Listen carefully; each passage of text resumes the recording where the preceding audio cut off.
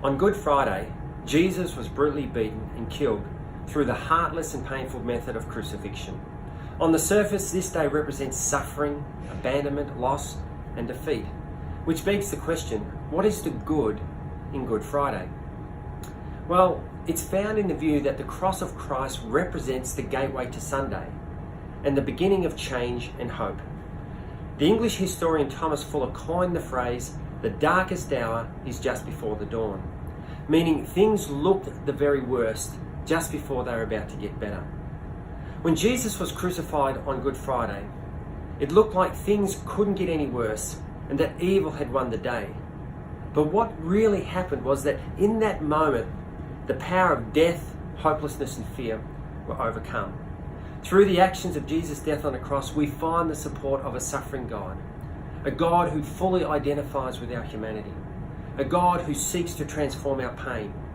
Yet, before we can experience the jubilation of Easter Sunday, we first must travel through the gateway of Good Friday and the despair of Easter Saturday. Of course, on the dawn of the first Easter Sunday, everything changed.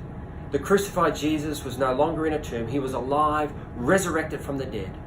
On Easter Sunday, we celebrate this truth and all it represents to humanity, that death, fear, sin, failure, and evil is and ultimately will be defeated, that love wins the day. Easter Sunday reminds us that what is dead in us can come to life. Despite our failure, our grief, our pain, we have a hope and a future. Because of the death and resurrection of Christ, a broken heart can be mended, a fractured relationship restored, a destructive life transformed. Failure is not final. Easter is an invitation to journey with God from darkness to new life, to hope and restoration. Jesus is alive, and this truth not only changed the world 2,000 years ago, it can change your life and indeed our world today. The thing is though, this good news is not just for us, it's meant to be shared.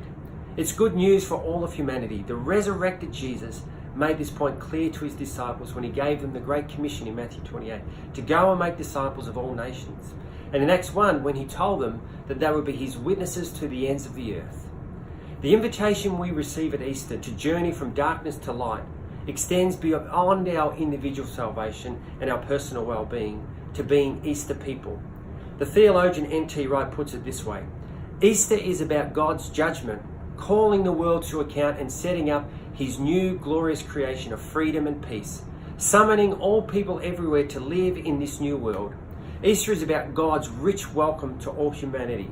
As Easter people, we're called to celebrate all of that in practical ways as well as in glad and uninhibited worship. May we truly take up this mandate as we join with one another across our churches in proclaiming the good news that Jesus is alive. We share this mission together as Easter people. God bless.